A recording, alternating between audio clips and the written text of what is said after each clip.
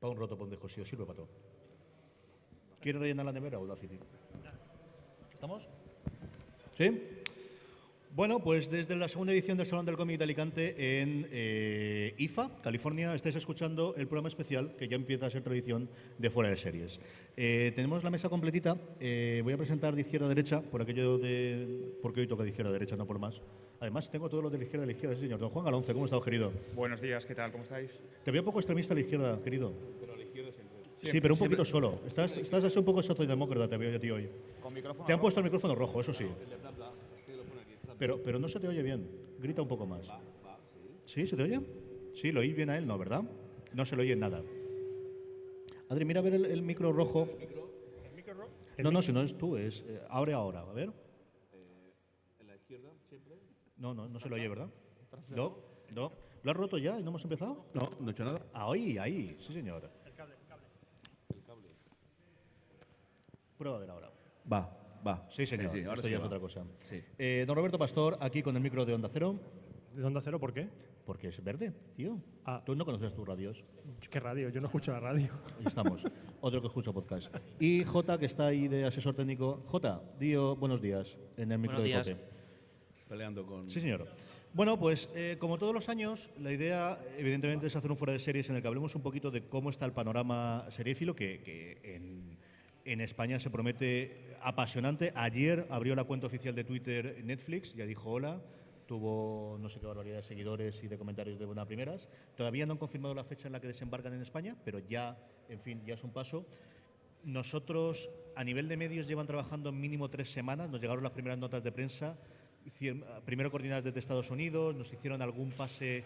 Ellos tienen una plataforma para ver las previews. El documental, por ejemplo, que han presentado de Keith Richards, teníamos acceso inicial. No sé qué ocurrirá con las series.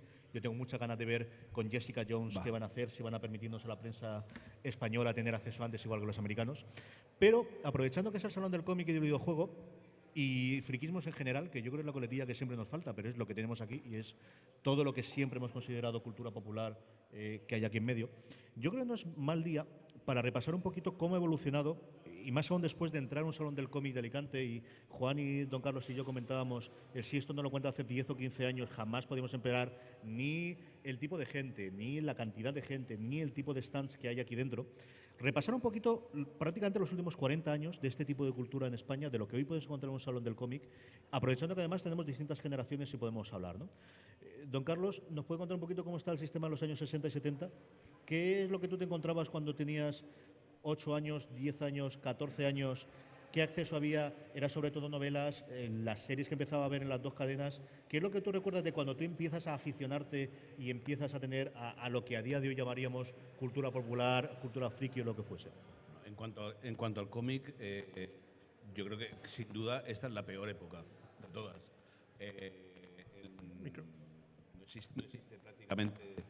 No existe prácticamente cómic español. Ahora acabamos de ver ahí que creo que había un stand de cómic. En los 60, cuando yo empezó a mirar tebeos y cosas de ese tipo, pues le cogía una herencia que en España era importantísima. Hubo una editorial, la Editorial Valenciana de cómic, que en aquellos tiempos, incluso el franquismo, vendía en el extranjero. Era época de unos dibujantes sensacionales, de series míticas, el Capitán Trueno, Jabato, yo qué sé, la cantidad no sé si tendrán datos de Bruguera, que era quien editaba, pero vamos, yo recuerdo que, por supuesto, que tenías que dejar pagado el ejemplar en el kiosco de prensa. Luego había un mercadillo de segunda mano bastante importante. Era algo realmente entre los críos de 15, vamos, de entre 12 y 15 años era una cosa que esperabas el viernes para que llegase. Luego mucho más cuando empezaron a aparecer los cómics americanos, Zarpa de Acero, Mitex y tal, que también llevó un aluvión de novedades, otro tipo de dibujo. Abrió más el mercado. Yo creo que fue preparando un poco a la gran explosión que llegaría al final de los 70 con los dibujantes españoles que trabajaban en revistas francesas y americanas, y con la explosión que hubo la era de oro del 70 al 80, ¿no? Con 1984, con al menos, pues yo que puedo nombrar 10 o 12 revistas que aguantaron mucho, que vendieron mucho y que luego pues fueron desapareciendo y no queda nada. Es cierto que fue una época de muchísimas revistas de distinto género. En ciencia ficción tenías Nueva Dimensión, que es más o menos cuando salió. Tenías todo el tema de Vértigo, de Víbora y de todo lo demás que salió de ahí, Metal Hurlant y todo lo demás. Y luego el tema yo quería preguntarte por la televisión, ¿no? El cómo era la televisión en los 70 es algo que mi generación todavía recordamos algo, el tener solo 2 canales. Yo durante algunos años los tuve. Pero, y es cierto que por otro lado, vino mucha serie de género en esa época, en los 70 y los 80. En cuanto a friquismo que dices tú, yo creo que había más entonces que ahora. Yo recuerdo que alguna de las series, el traer al protagonista de la serie o a la segunda protagonista, armaba un follón en barajas de UPA, en la televisión lo tenía durante una semana, las revistas publicaban un montón. Yo creo que Teleprograma o esas revistas llegaron a vender 1 millón de ejemplares. Solo con el cablecito solo con las 2 cadenas, y podríamos decir que solo con una cadena, porque la segunda no llegaba a todo el territorio español siquiera, ¿no? Lo que pasa es que nunca hubo una coherencia de serie. Es decir, yo me acuerdo de una época que les dio por las series policíacas y te cascaban 4 o 5 series policíacas. Continuada estuvo Colombo, Banachek y la hicieron todos. Luego de golpe le daba por el del oeste y teníamos el virginiano. Fueron a golpes de. Yo creo que buscaban la novedad, buscaban no tenían necesidad de hacer publicidad y hacer otras cosas, pero no hubo nunca una gran coherencia. Era más buscar el llegar a mucha gente y el variar mucho. Tenía la ventaja de que al final era una cadena y si querías vender una serie aquí o querías dar a conocer, te los traían, ¿no? Igual que lo quería vender discos, iba todo el mundo pues a tocatas, es lo que recuerdo yo en mi época, más los que hubo antes, pero tenías esa facilidad de que era la única cadena en España y al final tenías 30 millones de personas aquí que querías que viesen aquello. Lo que pasa es que no había ninguna coherencia. Digo, bueno, Tocate, todos los programas musicales estaban en manos de las discográficas, que colocaban allí el producto que querían, eso estaba más rojo que el agua. En cambio, las series, pues junto a cosas magníficas, recuerdo el Hill Street Blues y todas esas fueron series que se estrenaron en televisión española y que aguantan en televisión española tiempo. Pues sí que había una desorganización, no había una coherencia. Bueno, eso de los capítulos, Dios sabe cuáles eran los capítulos porque era imposible saber. De vez en cuando decías, no puedo seguirlo porque se habían saltado 3 o 4 o lo que llegaba, ¿no? Y juegos de mesa, en cambio, yo creo que es una época en la que no había demasiada cosa. Yo creo que fue 10 o 15 años después, cuando realmente Cefa, sobre todo, yo creo que en España y alguna cosa. Entonces existiría el Monopoly, existiría el Palé, que ya lo tendrían yo creo en esa época tuya, y poquita cosa más, ¿no? Pero eso era muy poco. Dominó, mus, muy cartas. Los juegos clásicos, la Oca, el Parchís y todas esas cosas, ¿no? Pero como juego de mesa, hasta que no llegáis vosotros, poca cosa más, ¿no? Poca cosa, hasta los 80 y tantos, poca cosa había. Esa época que ha hablado don Carlos es cuando nosotros éramos pequeñajos, que son los 80 y algo, que es cierto que yo lo comentaba el otro día y es nosotros pedíamos para Reyes casi siempre eran los juegos de mesa. Mi hermano y yo no sé por qué leche nos dio. Juan, ¿tú qué recuerdas de cuando empezaste a aficionarte a todas estas cosas, cuando empiezas a aficionarte a los juegos? ¿Te dio los juegos desde el principio? ¿Tuviste una época de cómic? ¿Cómo fue la cosa? Bueno, si don Carlos ha hablado del Pleistoceno y habló del Neolítico, casi. En mi época, los juegos de mesa se reducía, bueno, el Monopoly, el Palé, el Petrópolis, cosas así, ¿no? La Ruta del Tesoro, que era la editorial Cefa, ¿no? Yo descubrí a eso de los 13, 14 años una editorial española que se llama NAC, que todavía hay en el mercado de segunda mano, que existe un juego que se llama Nick & Cooper, España, que empezó a publicar juegos de guerra, lo que se llama habitualmente el Wargame o el juego de estrategia. Y para los aficionados al Wargame, para que yo fue en España, fue un boom, ¿no? A raíz de eso, cuando empiezas a investigar, que entonces claro, no había internet, imaginaros una época en la que no hay internet. Bien, entonces todo funcionaba a base de correo ordinario, lo cual tenía su encanto.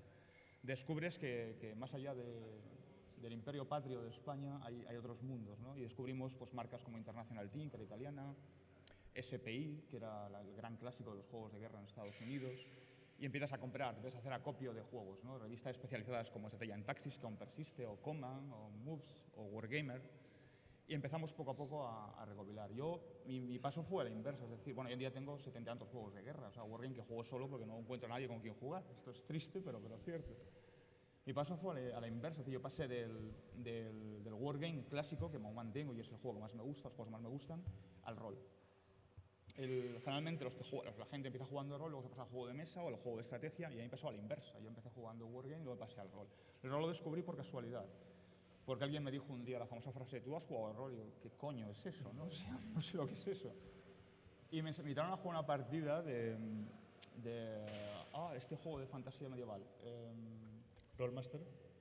Rollmaster. Y cuando acabó la partida dije: ¿te ha gustado? Y digo, esto es un coñazo soberano, o sea, pero soberano, me ha aburrido mucho. Entonces, un gran amigo que tenía me dijo: ¿tú conoces a Lovecraft? Y digo, hombre, como para no, yo soy muy friki, ¿no?, del género de terror. Dijo, vamos a jugar a la llamada de Cthulhu. Y entonces ya Aquí en familia. la secta me captó. O sea, ya fui abducido más de la secta y hasta hoy, ¿no? En cuanto a cine, cine no, mejor dicho, series de televisión y cómics y tal, en mi época yo era muy fan, cuando era muy pequeño, del famoso Don Mickey que editaba Disney.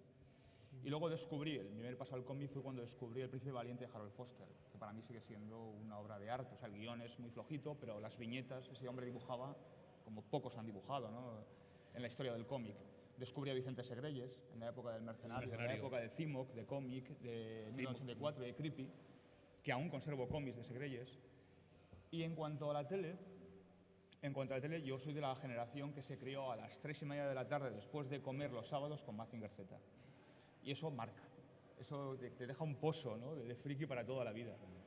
Y otra serie, bueno, que a mí, yo del cual era muy fan de pequeño, era Los Años del Hombre, en cuanto a dibujos. Y en cuanto a tele, bueno, pues la reedición eterna de Más, que la reeditaban año sí, año también, año bisiesto, año medio pensionista, la editaban siempre. Y de una serie que a mí me gustaba muchísimo de pequeño, que hoy en día está desaparecida, que era Con Ocho Basta. Y así poco a poco empecé yo a llevar camisetas de Tulu. Vámonos al otro punto de la mesa y que Jota nos cuente un poquito. ¿Qué es lo primero que tú recuerdas? ¿Fue cine, fue series, fue cómic, fue juegos? ¿Era el momento justo en el café? ¿Qué es lo primero que tú recuerdas? Yo creo que lo primero que recuerdo sí que es un poco las series. Las series y Dragon Ball, en Canal Sur, para más Inri. Pero allá donde yo vivía, que era una zona muy cerrada, era una base, nos dio muy de pronto con el rol. Empezamos a jugar muy temprano al rol, a jugar sobre todo Dungeons & Dragons, Rolemaster, no sé si Rolemaster o RuneQuest, algo de Lovecraft y juegos de mesa. Los juegos de mesa son aquellos que solo había tres tipos de colores para el plástico. Era el rojo, azul. Es yo lo que primero recuerdo, en el 89, 88. ¿Sabes? Allí en la base tendríais mucha influencia americana de las cosas que traerían importadas allí yankees, ¿no? No, o sea, allí como algo normal era el autocine y el béisbol. Eso sí que es. Pues, el béisbol aquí se consideraría friki. Jugamos al béisbol bastante, pero no teníamos tanta influencia en la zona americana o sea, no nos venía tanta cosa, porque no teníamos una tele americana.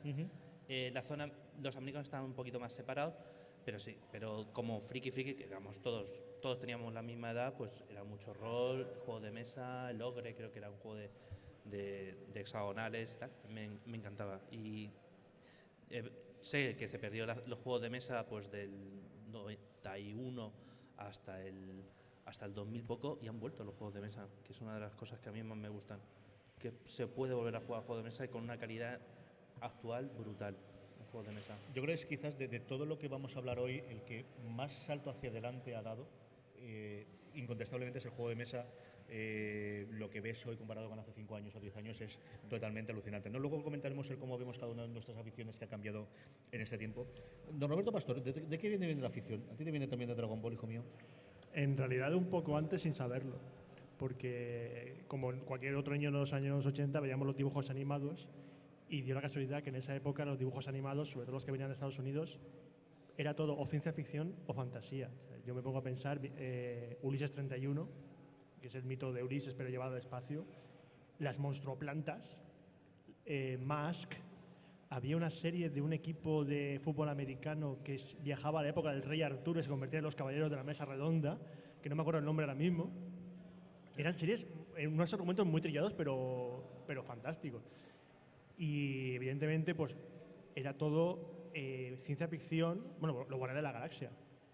Es puro ciencia ficción, mezcla de géneros extraña, pero que funcionaban muy bien. Y evidentemente luego, pero lo que ya desató el friquismo entre todos los chavales fue Dragon Ball.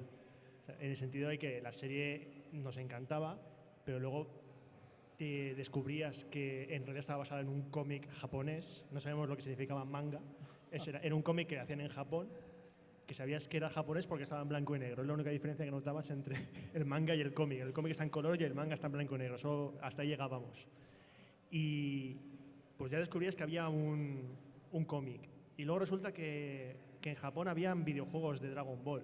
O sea, ya salías de un sector y veías que la misma marca infectaba a otros sectores. Y entonces tú decías, pues voy a seguir. En España tuvimos modas basadas en Dragon Ball muy extrañas. Una moda que yo seguí como un loco, igual que todos mis amigos, y nunca entendí por qué lo hicimos, fue lo de las fotocopias de Dragon Ball. Que tú imagínate llegar al colegio con tu cartera y una carpeta en que tenías fotocopias de escenas de Dragon Ball para cambiarlas con los amigos como si fuesen cromos. A Cádiz nunca llegó eso. Y es que y había gente que pagaba. Y había gente que decía, oye, te hago una fotocopia de mi fotocopia, ¿se la tienes tú? Y dices, no, porque tu fotocopia es de peor calidad que la mía. O sea, estábamos locos completamente, o sea, con Dragon Ball. Y yo me acuerdo de poner fotocopias en la pared de mi habitación, porque sí, y a veces la pintaba, pero me da cuenta que cuando la pintaba lo fastidiaba, porque el manga va en blanco y negro, no va en color. Entonces nos volvíamos completamente locos con el tema del cómic. Y ya, evidentemente, luego ya vino el siguiente boom del anime, que ya empezamos a oír la palabra anime. Bueno, en realidad la palabra anime la descubrimos cuando llegó Akira. Yo recuerdo de toda la vida que, acostumbrado a ver series en Telecinco de japonesas, Caballero del Zodiaco, Johnny y sus amigos, este tipo de series tan moñas, series de peleas o series moñas, entonces te dicen, mira, van a hacer una película en el cine japonesa, que de animación, que se llama Akira. ¡Qué bien! Vamos a verla más. Mira, en el trailer se ve al tío en la moto haciendo derrapes muy chulos. Eso tiene que molar mucho. Fui con 11 años a ver en el cine Akira, solo. Así se ha quedado el pobre. No, lo digo siempre, salí pálido del cine. O sea, yo salí de ver a Akira pálido, fui andando hasta mi casa temblando. O sea, la imagen de Tetsuo al final, del Kaneda Ayúdame, se me quedó grabado durante años en la cabeza. De hecho, hasta el nivel que luego cuando le hicieron en Canal Plus Akira, digo, vale, la veo, pero hasta el momento del final, ¿por qué no? Pero luego, evidentemente, ya te das cuenta. Cuando entiendes Akira, que es cuando la ves por 13ª vez, ya has entendido Akira. Si no has leído el manga antes, No, yo soy incapaz de comprenderla. yo no sé si- Yo no he sido capaz nunca de entenderla. Yo Akira siempre, que lo he visto 3 veces, y es, la entiendo, no sé qué coño ha pasado. No, Siempre me pasa igual. Hay un momento de, no entiendo nada. A partir de aquí no entiendo porque lo que dicen siempre, el manga y la película, bueno, cuando empezaron a producir la película, el manga seguía publicándose, entonces hasta cierto punto el manga y la película son iguales. Pero cuando ya la película iba a avanzar, dice, pues aquí se nos va la pinza completamente y hacemos esto. Y eso es el final de Akira. El manga tú lo lees y en el manga sale Akira. Sí. ¡Sale Akira! ¡Qué sorpresa! Y estás viendo la película y dices, vale, se llama Akira, ¿por qué? Proyecto Akira, vale, pero ¿quién es Akira? Mira, un niño. Ese es Akira. Pues muy bien, pero en el cómic sale Akira y Akira habla. Yo voy a aprovechar lo que acaba de decir Roberto, que yo creo que es algo divertido, que es, ¿qué traumas recordáis vosotros con el mundo del friquismo que os haya dado? Uy, como espera, este? tengo que decirlo Yo voy a yo. contar el mío. Espérate, Yo- antes de que… Dime. Yo apunto una cosa, Roberto, que debe de quedar… Alguien hará alguna vez algún estudio serio sobre la contribución de Dragon Ball al desarrollo de las lenguas vernáculas, vamos a decirlo. Yo creo que el valenciano o el catalán se potenciaron enormemente en aquel periodo y me parece, hace poco leía una encuesta de que había caído 15 o 20 puntos en la Comunidad Valenciana el Desde que dejaron de hacer conocimiento los valenciano, y digo, yo creo que desde que no existe Canal No y no hicieron Dragon Ball. Compa- Ya, a el ver. Dragon Ball consiguió hacer desaparecer cualquier tipo de problema con respecto a la lengua y conseguir meter el valenciano de luego aquí, y yo creo que Cataluña también, en todos los hogares, en todas las escuelas, gracias a Dragon Ball. Yo aprendí catalán antes que valenciano. Y fue por bola de drag. Y me chocaba mucho cuando dábamos clase de valenciano que habían palabras que en catalán son distintas a valenciano. Claro, te decían, la palabra esta se dice en valenciano y tal. Y dices, no. Si se dice tal, que en bola de drag lo dicen así. Claro. Ya, pero vosotros nacisteis aquí y tal. Yo soy el de fuera. Soy No, foráneo. casi igual, ¿eh? Yo aprendí valenciano, o sea, valenciano, catalán o como seguía. Cuando llegué a los 14 años, porque me dedicaba a ver Dragon Ball, los 3 capítulos seguidos que hacían a las 2 de la tarde en Canal 33, Yo no lo he vivido. así al menos yo aprendí, porque claro, yo lo vi en andaluz. Quillo, Goku. Quillo, Goku, asa Quillo para acá. Bueno, Aquí es complicado, desde luego. Es otra de las cosas que cambian a día de hoy, es decir, de tener 2 canales, de tener 5 canales que todos veíamos lo mismo.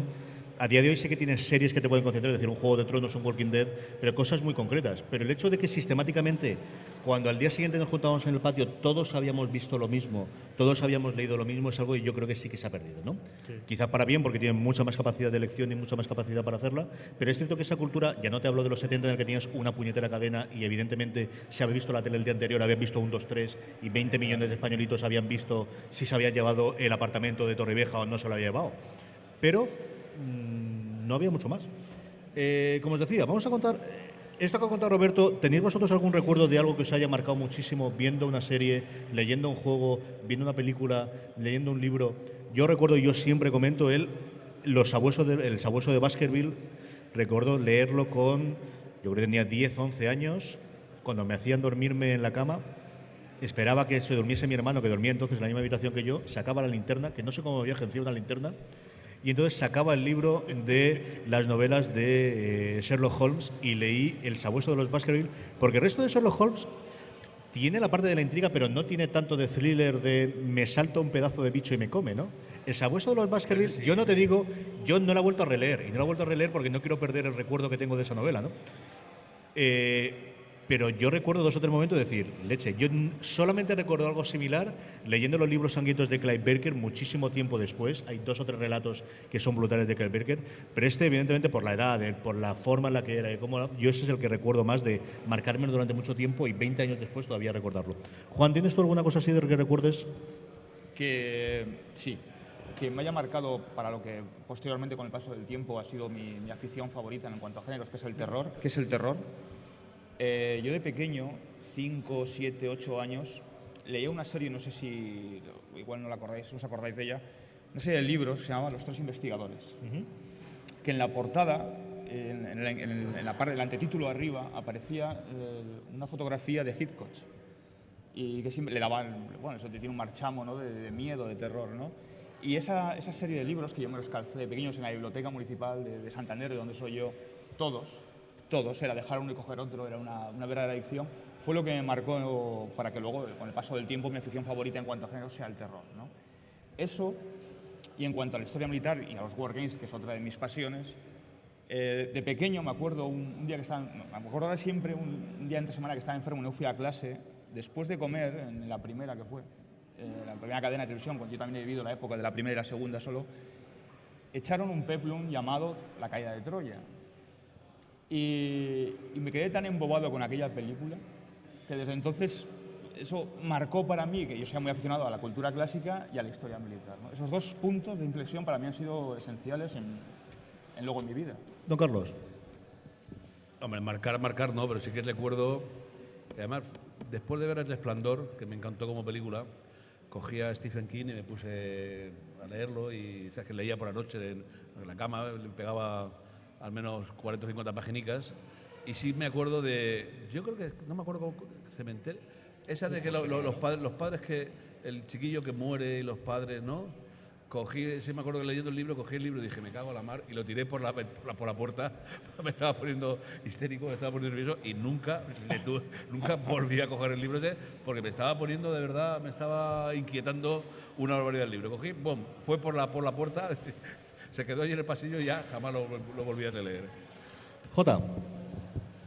Sobre algo que me ha marcado así, yo creo que fue ver los Jeepers Creepers, creo que eran, las bolicas esas que tenían dientes, creyendo que iba a ser una película como los Gremlins. Los Critters. Los Critters. Los Critters. Sí, eso me dije, nunca más volveré a ver miedo. Es curioso porque cine es una cosa que nos gusta, pero quitando Juan quizás el que más le da, tampoco es una cosa que nos haya matado exageradísimamente. A ti sí, Robert. A mí sí. Ojo. A mí, bueno, yo tengo un trauma infantil en la televisión y fue V. Evidentemente por las escenas que todo el mundo recuerda, que ver a un tío con media cara arrancada y que se le viese piel de lagarto por debajo, yo con 7 años a lo mejor yo pegaba un bote y me iba corriendo de la habitación. Pero una película que inicialmente me dio un susto tremendo y ahora se convierte en una de mis películas favoritas, fue En busca del arca perdida.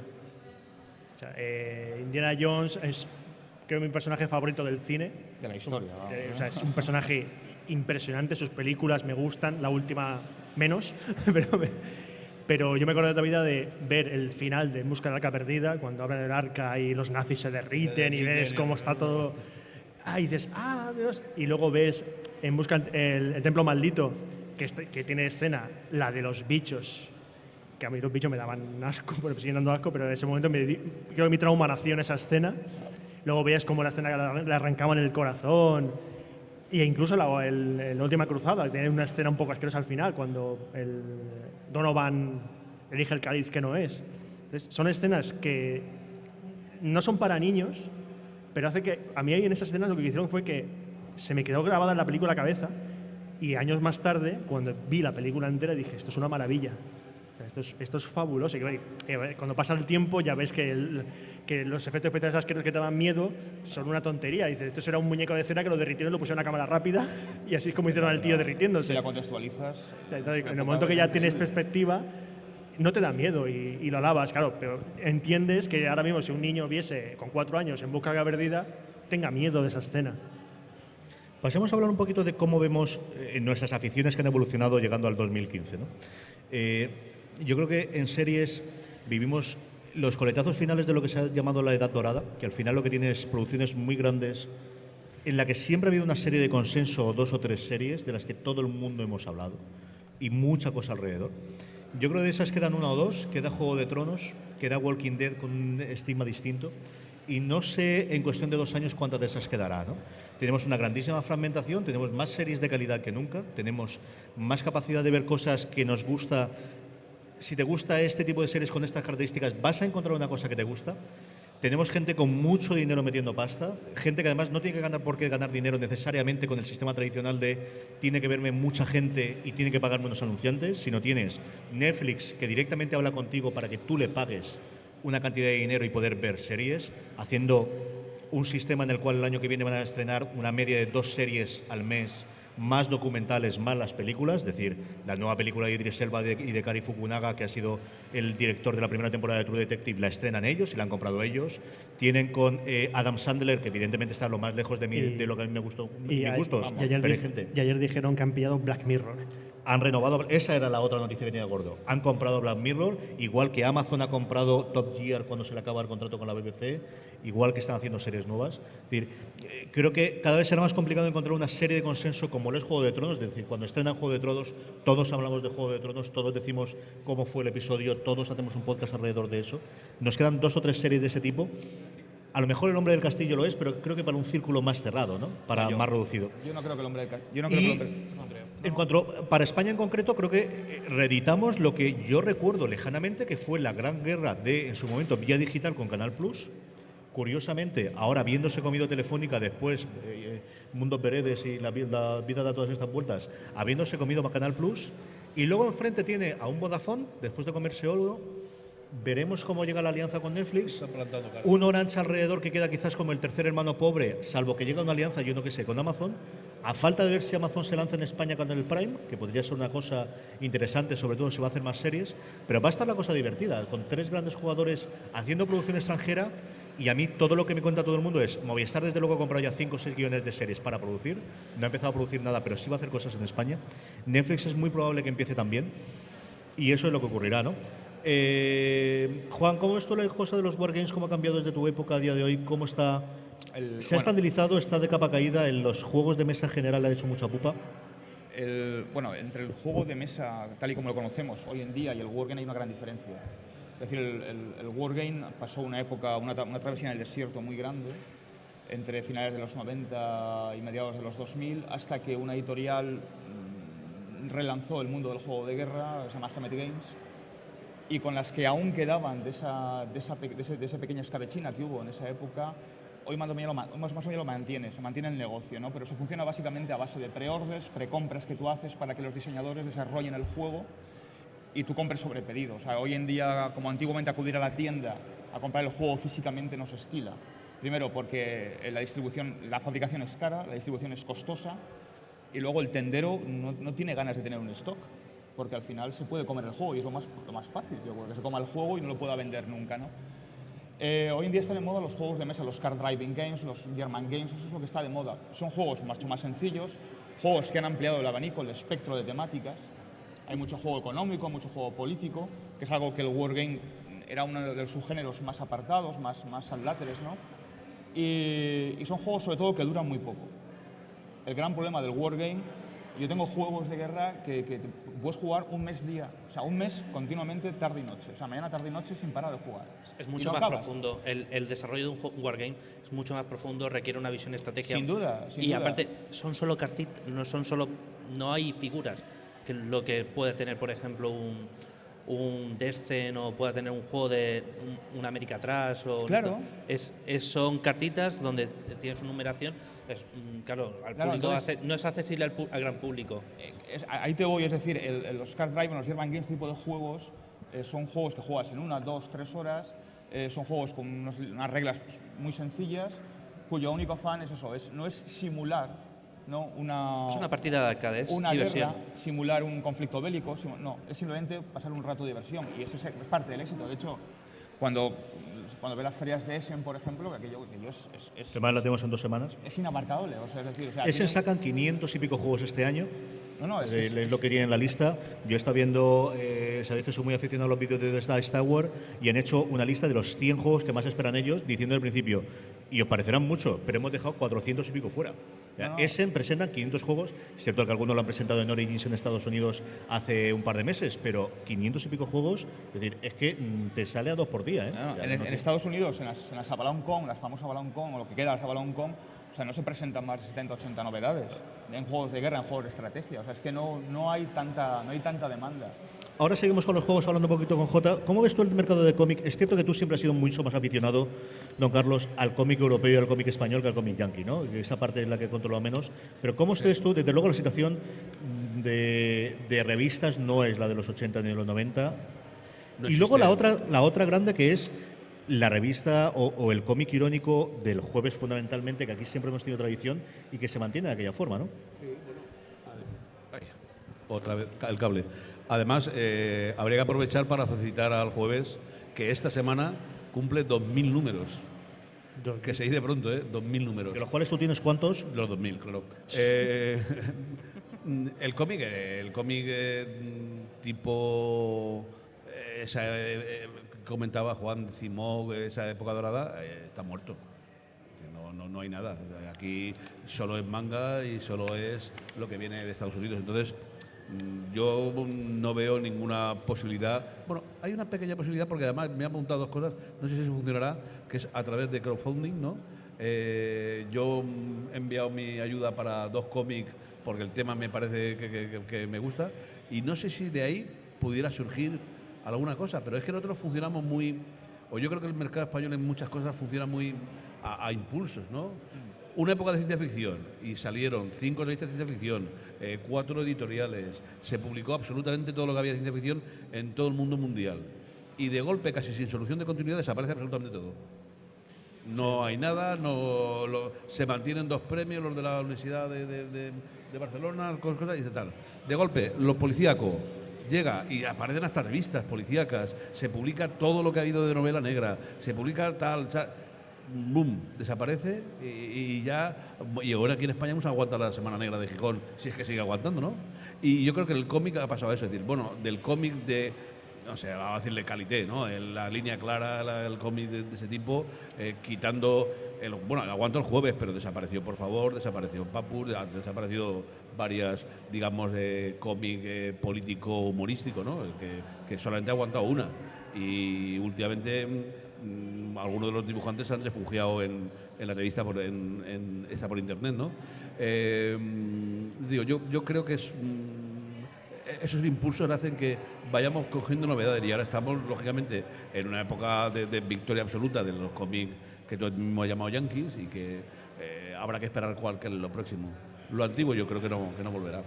Yo creo que ahí Internet, desde luego, te permite, en parte es el que al final acabes con lo que tradicionalmente tenías en distribución de kioscos o lo que ha vivido de esa forma. Ha ocurrido con las revistas especializadas porque al final es más sencillo que tengas un blog más rápido, es decir, no tengo que esperarme una semana o un mes a tener la noticia, y eso, quitando un fotogramas, quitando 4 cosas de ese tipo, es muy complicado. Es decir, la imagen, hombre, sí es bonita, pero al final si tengo una tableta voy a ver exactamente igual, incluso puedo ampliar la foto, ¿no? Es muy complicado que puedas competir con eso cuando el mundo es más cercano. Pero por otro lado, creo que la oleada que, siendo optimista, puede venirte ahora es lo que tú comentabas del crowdfunding. Es decir, al final, el problema que tenías la distribución en kioscos es que necesitabas muchísima gente que te comprases para los gastos de distribución. Siempre y cuando a nuestro gobierno no le dé por grabar el crowdfunding.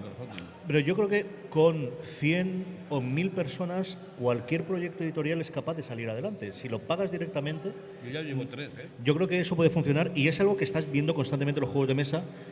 Jota, yo creo que hay 2 cosas que han permitido que los juegos de mesa exploten. Unas cosas, como comentaba Juan, que era el acortar los tiempos, el que sinceramente se hacen mejores juegos, el que haya un diseñador detrás y haya mejores juegos de lo que había tradicionalmente, y en los últimos, ¿qué? 3 años desde que Kickstarter realmente funciona, tienes el que cobras por adelantado y al mismo tiempo te sirve de altavoz para dar a conocer el juego. Es una cosa que está funcionando cada vez mejor. Es decir, Cool Mini or Not es espectacular las 2 partes, ¿no? El tipo de juegos que está haciendo con las miniaturas, y por otro lado, pudiendo vender juegos a $80, $100, que otra cosa dices, esto en la puñetera vida podrías comprarlos sin probarlos, sin ver las figuras.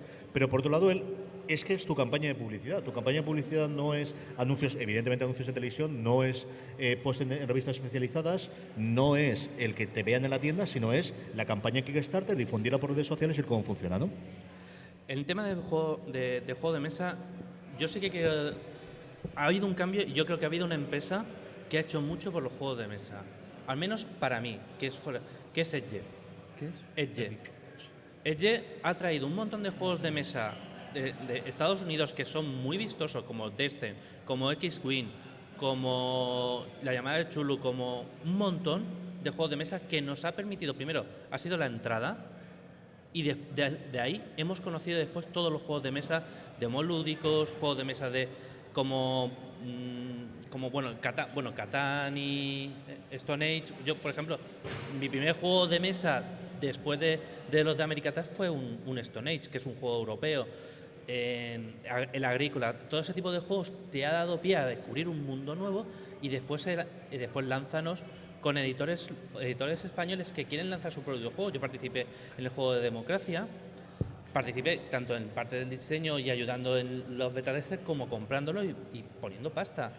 Ahora tenemos el HeroQuest 25 aniversario, que me imagino que de aquí al 2842 saldrá. A ver si me llega. También estoy esperando que me llegue. Roberto lo espera más todavía porque lo ha pagado ya. No, yo también lo he pagado. Yo lo he pagado ya. 210 euros. Pero yo creo que se ha abierto. Ha habido los juegos más frikis te han atraído al juego de mesa, y después hemos descubierto un mundo detrás que ha explotado. Yo puedo sacar ahora mismo en mesa una noche un Stone Age o un juego cualquiera, y la gente, oye, pues no lo conocía, pero lo acepta. Sí. El Agrícola no lo puedes sacar. De eso, No, como el el Agrícola no puedes. No, La gente te va a gritar mucho y lo sabes. Me gusta más el Stone Age. Robert, ¿y cómo está el manga? Porque es una cosa que tengo descontrolada. Yo no sé si hay un manga de consenso, como digo yo, es decir, cuando era Akira todos leíamos Akira, o en la época de cuando salió Dragon Ball existía Dragon Ball. ¿Hay algo así, sea directamente en Japón o sea en España? ¿Cómo está el mercado? En España siempre ha sido un mercado pro manga. Es decir, desde el momento que Dragon Ball se asentó, abrió la puerta para que muchas series entrasen. Y una cosa que ocurre con el manga, que ocurre menos con el cómic, es que está consumido casi a partes iguales por hombres y mujeres, porque el manga es mucho más diverso. Tiene series para mujeres, para chicas jóvenes, para hombres adultos, para chicos más jóvenes. O sea, tiene distintas series que cubren todos los géneros. Entonces, si tú tienes 14 años y quieres un manga para ti, pues tienes One Piece, por ejemplo. Que quieres algo más elaborado, pues un manga de Inio Asano, no me acuerdo el nombre, como Solanin, son mangas más... Di el que quiera, Roberto, no lo vamos a creer igual. O sea, aunque te equivoques, no lo vamos a creer, no te preocupes. No sabemos japonés. Son Roberto. mangas más, o el propio Akira o cualquier... Salvo que digas Akira Toriyama, ese sí me lo sé, pero es el único que me sé. Cualquier manga de Shiro es directamente escogerlo, y si dices, me he leído un manga de Shiro y lo he entendido la primera, mentira, pero bueno, es para gente que tiene que tener la mente muy abierta. Entonces, el manga, yo creo que esa es la clave para que siempre tengas un público más o menor en España. Y ahora mismo, sí, siempre hay una serie que es más conocida que las demás. En su momento fue Dragon Ball, ahora es One Piece. O sea, One Piece es una serie. ¿Eso qué es, Roberto? Es un manga que lleva publicándose, creo que casi 20 años. O sea, lleva. Para que se den una idea, en manga se publica por capítulos en revistas japonesas y luego se recopila en tomos. Sale un capítulo cada semana aproximadamente. Hace poco salió el capítulo 800. O sea, llevan más de 800 semanas publicándose ese manga. Es de piratas. Pero de peleas, como Dragon Ball, pero con piratas. Y es lo más, o sea, es exagerado. En Japón bate récords cada tomo que sale porque vende una barbaridad. Y aquí eso, como ahora gracias a internet estamos más en contacto con el mercado japonés, sabemos lo que está pegando en Japón en el momento. O sea, no es como antes que te decían, esto está pegando en Japón, no lo sabes, pero ahora sí que lo sabes. Y ahora es el propio público español quien intenta decir a las editoras traer este manga, traer este anime porque lo estamos leyendo ya a través de internet y es básicamente lo que utilizan muchas editoriales para saber qué manga va a triunfar. Ahora mismo hay un manga que Norma Editorial, que es la editorial que está publicando ahora los mejores licencias, la que tiene más ojo, trajo un manga que se llama Bakuman, que básicamente va de dos chavales que hacen manga. O sea, es un manga sobre manga. Es fantástico, o sea, es fantástico porque te lo hacen dos autores que son dos chavales que hacen manga para una revista que existe realmente y ese manga se publica en esa misma revista real, o sea, era todo muy meta. Totalmente. Muy community, sí, señor. Y te explica pues cómo funciona la historia en la industria del manga por dentro y es totalmente realista. Y de hecho los mangas dicen, sí, la vida de un mangaka es así. O sea, entonces eso nos gusta porque nos mete más en el mundo del manga y a cada historia que se publica no solo nos quedamos con la historia, sino que nos gusta saber más sobre el autor, más sobre el resto de autores, sobre todo el mundo que atrae. Y bueno, y lo veis aquí, que en el salón siempre que es salón del cómic, ahora ya en los salones del cómic hay más gente disfrazada de personajes de manga. Eso lo comentaba Carlos otra cosa. cuando veníamos. Y el número de gente. Es decir, aquí hay muchísima gente comparado con el año pasado, siendo la segunda edición. Lo del Salón del Manga de este año de Alicante a mí me asustó. Yo pasé a la hora de la apertura y a la hora de cierre, y lo he contado antes. A la hora de apertura, yo cogí el autobús que hace Crevillente a Alicante. Dos personas más, y todo demás eran chavales y chavalas de 16 a 21 años, el 60% disfrazados en el autobús a las 8:30 de la mañana. Pero cuando llegué a recogerlo, yo cogí el autobús que cogí de vuelta, que era para hacer Alicante, yo creo sobre todo para dejar llegar a gente a Elche y Crevillente, como os digo, y cuando llegué a la parada aquí dentro de IFA, había no menos de 400 personas esperando a coger el autobús. Vamos, me bajé y me fui andando a mi casa a Torrellano. Tú tendrías Digo, que esto puede ser para volverte el loco. Salón del Manga de Barcelona, Ya, eso no quiero ni saberlo. cuando lo hacían en la Farga del Hospitalet, en los últimos años, yo me tragué un año 2 horas y media de cola. Es que son números ya de Teniendo ya Comic-Con entrada, o sea, americano. era para entrar. Para entrar. Muy bien, nos van a quedar unos 15 minutitos, así que si alguien de nuestra querida audiencia tiene cualquier tipo de pregunta, yo creo que algún micro podremos acercar allí en medio, no sé si tendremos inalámbrico con el cordel largo, así que si tenéis cualquier pregunta, tenemos un micro y si no os dejo aquí. Alguien, si no, ir levantando la mano y si no, rellenaremos los 15 minutos que nos queda con algún tipo de recomendación o de comentario. ¿Qué esperamos de este Salón del Cómic, don Carlos? ¿Cuánta pasta te vas a gastar en tus nietas, que es una parte importante? En cómic nada, de luego, porque es que no hay nada, no existe ningún cómic, no se puede comprar algún muñequito o alguna cosa de esas. Hombre, recordando, por ejemplo, el de Barcelona y tal, pues te queda. ¿Han cambiado los tiempos? Han cambiado los tiempos, ¿Han cambiado es los tiempos? cierto, ¿no? Es que, los stands, es decir, tienes que traer lo que van a comprarte la gente. Es Ya, decir, sí, yo lo comprendo lógico. que es Sí, muy lo- complicado aquí alguien que te traiga cómic clásico. Es que tú eso lo vas, es decir, el jabato vas a ir tú a la tienda a comprarlo. Aquí es más complicado que te vayas a gastar, ¿qué? ¿Cuánto te puede costar una colección completa de eso? Es complicado. No, una barbaridad. Yo creo que aquí es tremendamente complicado. Yo entiendo las tiendas, es decir, lo otro, una cosa de 10 Sí, euros, eso es o 12 lógico. euros, es Te más digo sencillo. que yo creo que no volverán, ese tipo de cómic no volverá a asistir. Entonces, Juan, ¿qué esperas tú del Salón del Cómic? Bueno, vamos a ver? espero que resulte un éxito para que el año que viene sea mayor y más grande, ¿no? Y esto no. La no- zona de dioramas sé que te ha molado mogollón. La zona de dioramas, sí, aunque yo soy fan de la miniatura histórica, pero la zona de dioramas es muy bonita y tiene muy buena pinta. Y la sección de juegos de mesa tenemos que pasarnos por ahí a jugar a algo de una puñetera vez ya, que ya Vamos, está bien. no me voy de aquí sin jugar. Sí, digo sí. Jota, ¿qué esperas tú del salón? Yo me voy a la zona LAN, a la LAN Party y a la Vicioso, que eres un vicioso. Yo montaba cuando era joven y perdón, montaba muchas LAN Party. A mí me encanta jugar con el ordenador en LAN Party y me voy a los juegos de mesa también. Pero creo que Absolutamente. si no vas con 30 Red Bulls no te dejan entrar. Es lo que he da visto igual. yo. lo que me ha parecido. Bueno, ¿tú eres de los que mira una pantalla del LOL y entiende lo que pasa? No, yo no juego al LOL. Ah, vale. Pero el LOL me quitó una multa de tráfico. Así que respecto al Esa LOL. tienes que contarla, cuenta esa. Eso cuenta, tío. Ah, no, Cuenta. no lo o sea, esto fue en Murcia, un día que tenía que ir a una entrevista y me metí por una calle, por una de las avenidas principales de Murcia, dirección contraria. ¿Vale? Pues, ¿qué pasa? Oye, yo no conocía Murcia. En y Murcia claro, pasan esas cosas. me metí en una dirección contraria, me quedé a un lado, porque había una pareja de policías locales y le dije y bueno, cuando me vio le digo, oye, que me he equivocado y tal, me dejó a un lado y le dije al tío, haz lo que tengas que hacer, me he equivocado, si es culpa mía y ya está. Y el tío me está mirando y me dice, ¿tú juegas al LOL? Digo, ¿cómo? Dice, si tú juegas al LOL. Digo, ¿por? Sí, juego al LOL. Digo, ¿pero por qué? Pues digo, "Mira, porque yo juego porque tienes un Pokémon enfrente del coche, tienes un Pokémon detrás del coche, tienes una camiseta, vas con una camiseta friki y vas con una camiseta de Iron Man en el trono. Y dice, y bueno, pues estuvimos hablando, al final, tío, no me puso multa. Le dejé una tarjeta, digo, cuando quieras jugar a Airsoft te vienes conmigo a jugar a Airsoft. El tío escuchaba podcast y conseguí que un podcast en Portal Game Over saludara al policía. El tío me mandó al día siguiente un mensaje dándome las gracias porque lo de Portal Game Over le habían saludado. El tío no se creía que yo conocía a Alfons y a alguna gente. Cuando dijo que sí, digo, no te preocupes, le mandé un mensaje a Alfons y el tío le saludó. O sea, el tío creo que estaba hinchado a más no poder después de eso. Entonces, Así que después de todo los policías son humanos, ¿no? Está muy bien Sí, eso, sí, son sí. personicas del Y señor. algunos son frikis. Son personicas del señor. Roberto, ¿qué fueras tú del Salón del Cómic, querido? Yo voy a acercar a la parte de Arcade Vintage ahora, que es la gente de Betrel que tienen montado un salón recreativo impresionante a la vieja usanza allí. Y han traído algunas recreativas, porque estuve una vez allí visitándolo. Es increíble la labor que han hecho de montar y recoger máquinas recreativas desperdigadas por todo España prácticamente, restaurarlas, ponerlas, y es un gustazo volver a esa sensación de los salones recreativos de los 80 y los 90.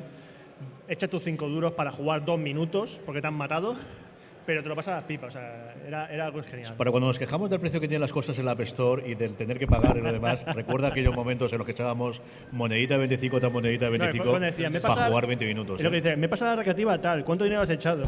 Todo, ya no queda más. Tenemos una pregunta y además, tenemos una pregunta de Paco de Días de Juego. ¿Cómo estamos, querido? Muy bien, muy bien. Cuéntanos. Encantado de participar aquí con vosotros. Y encantado que vengas aquí. Me ha hecho mucha ilusión que te pasases. Muchas gracias. Pues nada, al asunto de lo que comentabais antes sobre el tema de crowdfunding y juegos de mesa, se está produciendo una cierta situación. Por una parte tenemos, todos entendemos para qué era el crowdfunding. Crowdfunding es, tú tienes un proyecto, no tienes medio de financiarlo y confías en que la gente le guste tu producto, te apoye, etcétera. Pero ahora nos encontramos con que muchas empresas importantes que tienen recursos económicos recurren al crowdfunding como un método fácil de financiarse, quizá a lo mejor tapando a proyectos más amateurs, que era el objetivo. Y luego, por otra parte, tenemos el problema de que muchos de estos juegos que salen en el crowdfunding, quitando a lo mejor un poco el tema de Cool Mini or Not, luego no tienen una vida comercial. Es decir, tú apoyas allí tu Kickstarter, tu Berkami, te llega tu juego tal, pero luego ese juego no llega a tiendas y no se sabe más de él. Entonces, no sé, ¿cómo creéis que esta manera de enfocar el crowdfunding va a tener un final o no? Yo creo que como todo en esta vida se ajustará con el tiempo. Es decir, tenemos esa evolución que has comentado tú. Creo que cada vez que hay un juego que no se llega a publicar o que luego es un desastre cuando llega, va a quitarle números. Pero es la naturaleza de la bestia. Es que es una forma tremendamente óptima de prevender un juego y darle publicidad. Mira, es que no hay ninguna mejor. Hace muchos años, en la época dorada del Wargame, las editoriales, hubo una gran editorial de juegos de guerra que nació en Estados Unidos, se llama SP Games, que es la gran decana del mundo del juego de guerra, murió de éxito. Dices, ¿cómo puede ser que muera de éxito? Publicaba tantos títulos que había tal oferta que la demanda no satisfacía su oferta. Es decir, la gente compraba, pero ellos publicaban mucho más de lo que se demandaba. En esa travesía del desierto a que hacía referencia antes, durante la época dorada del Wargame, una editorial salió al mercado que existe y que es probablemente las más potentes en cuanto a calidad y distribución, que es GMT Games, que tenía ese mismo temor, es decir, si publico me va a pasar tanto, me va a pasar lo mismo que le pasó a SPI, ¿no? Entonces, a la mujer de uno de los socios se le ocurrió lo que hoy en día está en boga, que es el pre-order. Es decir, yo planteo diseñar un juego, lo cuelgo en la web, cuelgo las reglas incluso, en PDF, cuelgo los JPGs con las fichas, con los JPGs con los mapas y planteo un mínimo de... Ellos trabajan a 500 unidades, un mínimo de 500 unidades para poder, una vez que llegan a pre-order de 500 unidades, ya fabrican el juego, diseñan el juego y distribuyen directamente al cliente final. Olvídate de intermediarios, olvídate de tienda. Es la única manera de poder mantenerse. Ellos no solo se mantienen, sino que realmente ganan dinero. O sea, te digo, hoy en día para mí es la mejor que existe. Sí, pero muchas veces se quejan las tiendas de que son obviadas en este proceso, tanto en el crowdfunding como en los P500 de GMT, como Pero es que tal. con Internet en danza, el intermediario tiende a desaparecer. Efectivamente, pero es que eso crea un efecto de que el juego cuando se lanza, pues pega el boom, se venden las copias que sean tal, y luego desaparece. Ya no existe, no se encuentra en tiendas. Pero quiero recordar que también hay ejemplos en el que el crowdfunding fue lo que tenía que ser, que era el germen de una nueva empresa. Me venía a la mente este juego de zombies que salió hace unos años, de tablero, que no me acuerdo el nombre exactamente. Que Debe ser Zombicide, supongo. Zombicide, ese, exactamente. No es Culminant, ¿no? El Zombicide, que empezó con un Kickstarter. Sacaron un Kickstarter y dice que vamos a hacer un juego de zombies original, que está en nuestra caja, y triunfó. Y triunfó tanto que se empezaron a sacar expansiones, y esas expansiones ya las ves directamente en las tiendas. Es decir, ya han utilizado los canales habituales, o sea, ellos han formado su proyecto, que les ha salido muy grande. Entonces, el problema es que si en el crowdfunding, sobre todo en Kickstarter, vemos o los grandes éxitos o los grandes fracasos. O sea, hay un montón de cosas que no vemos porque simplemente no se hace con nadie de ello. O sea, tú ves que si hacen un Kickstarter, llama muchísima atención. Ejemplo, aunque es de videojuegos, Shenmue 3. Shenmue 3, un Kickstarter que la gente nos empezó a mirar mal. Ahora, ese Kickstarter está la gente mirándolo para ver si va a ser el fracaso o el éxito. Si el juego es malo, le van a sacar el fracaso al Kickstarter. Porque es una manera de echarle la culpa al mensajero. Es decir, si el producto es malo, es culpa de Kickstarter. Dicen, no, la culpa es de la gente que lleva ese proyecto. Porque hay juegos, por ejemplo, el Divinity Original Sin, un juego de rol que a la gente le está encantando, que salió por Kickstarter y la gente está flipando porque es un juego que la gente dice, esto parece que le haya hecho un equipo, bueno, eran muy profesionales, pero que es una calidad impresionante. Pero ahí no están obviando el tema de Kickstarter. Pero en el momento que un juego o un juego de mesas ha salido por Kickstarter, dice, mira, ya está lo de Kickstarter dando de pasta a gente que no tiene ni puñetera idea de cómo hacer las cosas y hace las cosas. Bueno, dejaremos el debate, yo creo que tiene mucha intríngulis y como siempre, ¿no? Tiene sus ventajas, sus inconvenientes. Creo que además es una cosa que está evolucionando. Kickstarter a día de hoy no era lo que hace 3 años, no será ni de lejos lo que será dentro de 2 años, de cada uno cómo funciona, ¿no? Vamos a acabar ya y así damos 5 minutitos para que el cambio, para que el siguiente podcast entre, que además, ¿a quién tenemos después? ¿Qué tenemos ahora? Tú que lo ves allí. ¿No veis nada? ¿No vemos nada desde Yo te aquí? vendo un cupón, si quieres, de la 11. Vamos a ver ahora. Desde aquí no veo nada. Doble sesión. Doble sesión tenemos ahora. Así les dejamos 5 minutos para que se hagan. Juan Galonce, muchas gracias por estar aquí. Gracias a vosotros. Nos veremos en la tabla de juego, en la mesa de juego. Sin duda. Don Carlos, nos veremos comprando cositas para las nietas. Sí, señor. Jota, nos veremos. Bueno, tú actúas esta tarde, ¿no? Sí, yo a las 4 estoy con Vivo entre Magos. Sí, señor. Don Roberto Pastor. Encantado de estar aquí siempre. Sí, señor. Y mañana volveremos. Yo estaré en el auditorio un ratito presentando a Javier Olivares, que me hace muchísima ilusión y es todo un honor tener al gran creador moderno de. Yo creo que de Chicho para acá, y lo diré mañana, es el primer nombre reconocido de un guionista o de un creador en una serie española, ¿no? El primer todoterreno. Sí, no, es la primera estrella del rock del guión español, yo creo que es así. Gracias a todos los que os habéis acercado a ver Fuera de Series, de verdad, un abrazo muy fuerte y como digo siempre, tened mucho cuidado ahí fuera. Muchas gracias.